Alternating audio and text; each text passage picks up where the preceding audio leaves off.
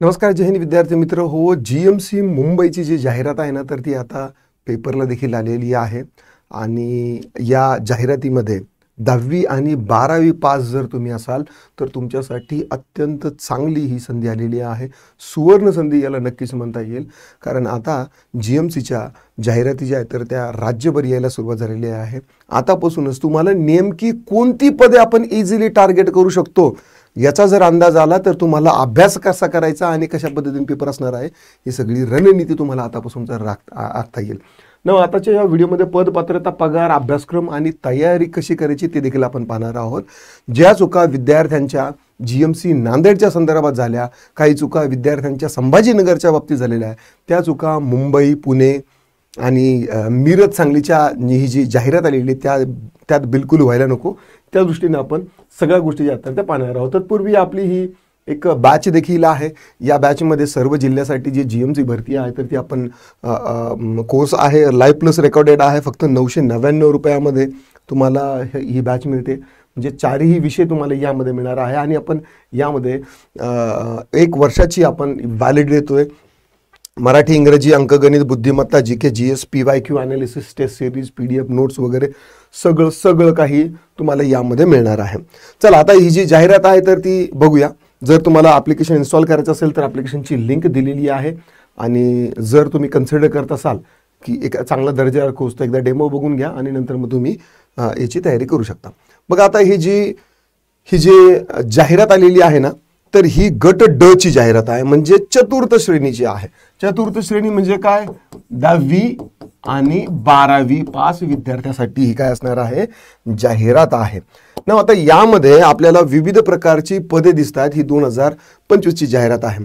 बघा यामध्ये ना आता हॉस्पिटल आहेत वेगवेगळे. सेंट जॉर्जेस हॉस्पिटल मुंबई, ठीक आहे, म्हणजे महाराष्ट्र शासनाचं आरोग्य विभागाचंच ही जाहिरात जरी तुम्ही म्हटले तरीही यात वावगं ठरणार नाही, कारण GMC जे आहे तर ते गव्हर्नमेंट मेडिकल हॉस्पिटलच्याच काय आहेत या जागा आहेत. आरोग्य विभागाची जाहिरात कदाचित आली तर येईल. 99% चान्सेस आहेत की येणार नाहीत. 1% चान्स आहे की काल परवा जी मीटिंग झाली त्यातून बघूया आपण काय होतं काही नाही. पण ह्या ज्या जाहिरात आहेत यामध्ये बघा आता नागरी स्वास्थ्य केंद्र वांद्रेची आहे, बँड्राची आहे. परिचर्या शिक्षण संस्था मुंबईची आहे. शासकीय दंत महाविद्यालय डेंटल जे हॉस्पिटल आहे त्याची आहे.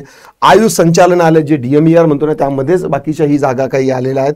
पोद्दार रुग्णालयाची आहे. पोद्दार वैद्यक विद्यालय जे आहे त्यांची आहे. तर अशा पद्धतीने एकूण 211 जागा आहेत. आता यामध्ये सर्वांसाठी जी पगार आहे ना ती 15,000 ते 47,600 आहे, ठीक आहे. तर सुरुवातीला तुम्हाला यामध्ये 15,000 हे बेसिक आहे. यामध्ये तुम्हाला मग महागाई भत्ता, DATA, बेसिक HRA वगैरे या सगळ्या गोष्टी ॲड होऊन तुम्हाला एक साधारणतः 27-28 हजारापर्यंत पगार मिळू शकते. आता 7वा वेतन आयोग लागू झालेला आहे. 8वा वेतन आयोग 26 जानेवारी 2026 पासून लागू होईल. तर त्यावेळेस तुम्हाला पगार जे आहे तर ती वाढणार आहे. तर प्रत्येक याला 99 आहे, 6 आहे, तर असे जवळपास 211 ज्या आहेत ना तर त्या काय आहेत? जागा आहेत ना. आता यासाठी फॉर्म भरायची जी तारीख आहे ना तर ही 3 सप्टेंबर पासून सुरू होणार आहे. किती? 3 सप्टेंबर पासून. मला हे नाही माहित की त्यांनी काय केलेलं आहे, पण 3 सप्टेंबर पासून होणार आहे ना. आता फॉर्म भरायच्या अगोदर 3 सप्टेंबर ते 24 सप्टेंबर पर्यंत असणार आहे. फॉर्म भरायच्या अगोदर ज्या चुका GMC नांदेडच्या वेळेस झाल्या, संभाजीनगरच्या वेळेस झाल्या, त्या चुका तुमच्या व्हायला नको म्हणून आपण ऑनलाईन फॉर्म कसा भरावा फक्त 8च मिनिटामध्ये तुम्ही तुमचा फॉर्म भरू शकता.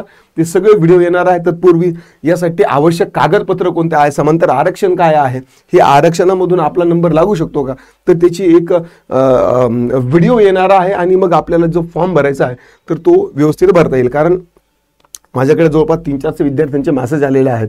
सांगितलं होतं की 7 दिवस अगोदर तुम्हाला काय मिळणार आहे? तुमचे हॉल तिकीट मिळणार आहे. पण इतकी मानसिक स्थिती विद्यार्थ्यांची खराब झाली की अक्षरशः 2-3 दिवस अगोदर सुद्धा त्यांना हॉल तिकीट अवेलेबल झाली नाही. बऱ्याच वेळेस काय होतं की ग्लिच वगैरे येतो, नाव सारखे वगैरे असले किंवा काही कागदपत्र वगैरे जर मिसिंग असले तर हॉल तिकीट यायला वेळ लागतो. आणि मग जे शेवटचे 7-8-10 दिवस आहेत ना तर ते लेझर फोकस होऊन अभ्यास करायचे असतात आणि त्या दरम्यान जर आपलं हॉल तिकीट नाही आलं तर ही मानसिकता असते. विशेष करून ज्या विद्यार्थिनी आहेत तर त्यांनी फार रडायचीच बाकी होती. त्यामुळे विशेष करून आपण काय करणार आहोत यावरती आपण व्हिडिओ देखील घेणार आहोत. देन आपले या भरतीसाठी आपले वेगवेगळ्या विषयाची तयारी कशी करायची, सिलेबस काय आहे प्रत्येक विषयाचा डिटेलमध्ये आपण डिकोड करणार आहोत. आणि नंतर मग काही डेमो सेशन पण आहेत, ते देखील तुमच्यासाठी अवेलेबल होणार आहेत. जर पटलं तर तुम्ही आपला जो कोर्स आहे तर तो जॉईन करू शकता. ठीक आहे. ऑनलाईन पद्धतीने परीक्षा शुल्क भरण्याचा जो कालावधी आहे तो 24 तारखेपर्यंत असणार आहे. आणि यस, अशा पद्धतीनं ही 211 पदाची जी जाहिरात आहे तर ती आलेली आहे. याचं नोटिफिकेशन देखील अगोदर आलेलं होतं. त्याच पद्धतीनं पुण्याचं देखील आलेलं आहे आणि मिरज सांगलीचं देखील आलेलं आहे. तर या सर्वांसाठी आता आपण कागदपत्र काय काय लागणार आहे, फॉर्म कसा भरायचा, अभ्यासक्रम नेमकं काय आहे आणि बाकीच्या विषयाचा सिलेबस डिकोड करून नंतर मग आपण एक strategically step by step action plan घेऊन चालणार आहोत. कारण एक जर मूर्ख व्यक्ती जरी असेल आणि तो जर step by step action plan एक प्लॅन करून जर पुढे चालला असेल तर 100 जीनियस लोकांच्या फौजेला तो हरू शकतो. आणि यामध्ये आपल्याला वेळेचे नियोजनापासून तर मेंटल आपली जी मानसिक स्थिती आहे तर ती कशी राहायला पाहिजे यासाठी आपण सर्वतोपरीने विद्यार्थ्यांना काय करणार आहोत, मार्गदर्शन करणार आहोत. तशी तत्पर टीम देखील आहे. आरोग्य विभागाचे 2 शिक्षक आहेत, आपल्याकडे अधिकारी आहेत. तर त्यामुळे दर्जेदार शिक्षण जे आहे तर ते आपल्याला नक्कीच मिळू शकतं. मी हे तुम्हाला आवर्जून सांगू शकतो. चला, जुनं चॅनल जे आहे तर ते आपलं बंद झालं काही कारणास्तव. नवीन चॅनलला तुम्ही सबस्क्राईब करून ठेवा. व्हिडिओ आवडला असेल तर लाईक करा, शेअर करा.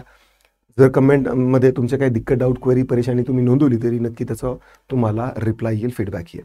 आता पुरतं एवढंच. पुन्हा भेटूया पुढच्या व्हिडिओमध्ये. राम राम.